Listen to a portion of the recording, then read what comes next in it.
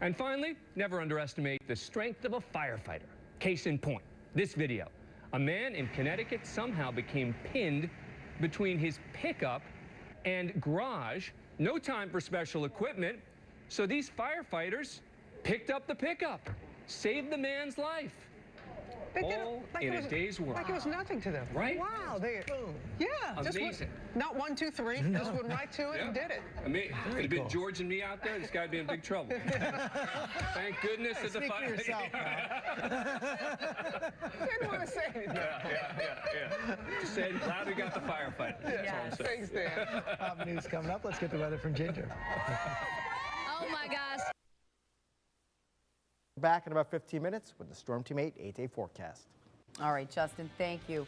The father of 5-year-old Jeremiah Oliver says he is headed to Massachusetts to plan his son's funeral.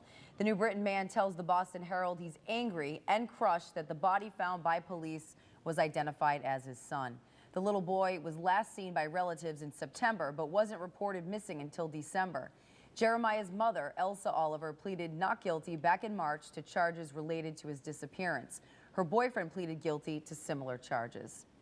An amazing rescue happening in Fairfield tonight after a man is pinned between his garage wall and his pickup truck.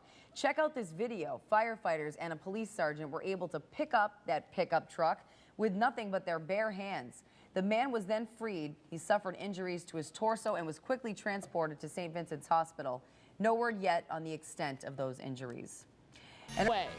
And firefighters rescue a man pinned by his truck. The incredible scene as they lift it with their bare hands right now.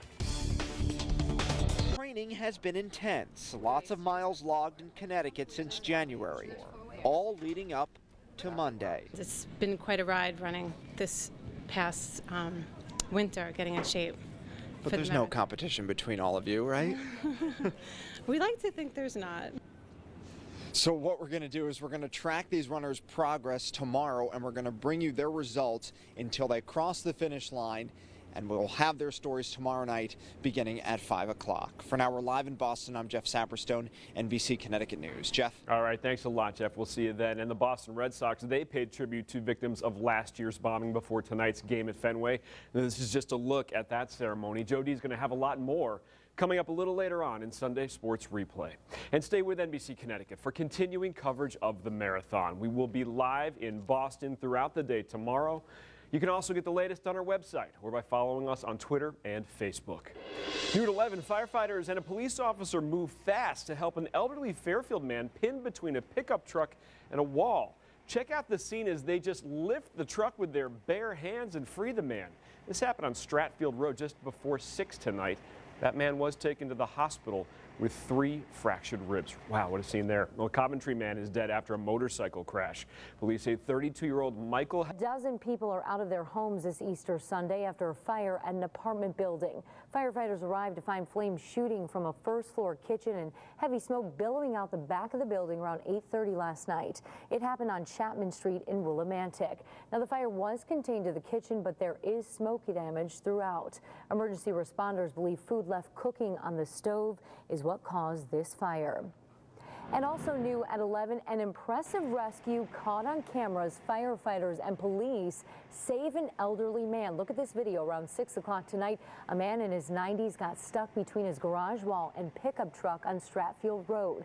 And as you can see, crews grabbed hold of that heavy vehicle, picking it up with their bare hands. They were then able to free the victim before rushing him off to the hospital. First responders say he did suffer injuries to his torso. And a knife-wielding would-be. All right, so let's start here. Claustrophobic now. We have so many gowns to go through here, Les. I know. I'm getting hot. You okay? I need air. I think I need to get out of the rack. All right, come on, let's go. Do you want to lay down? Usually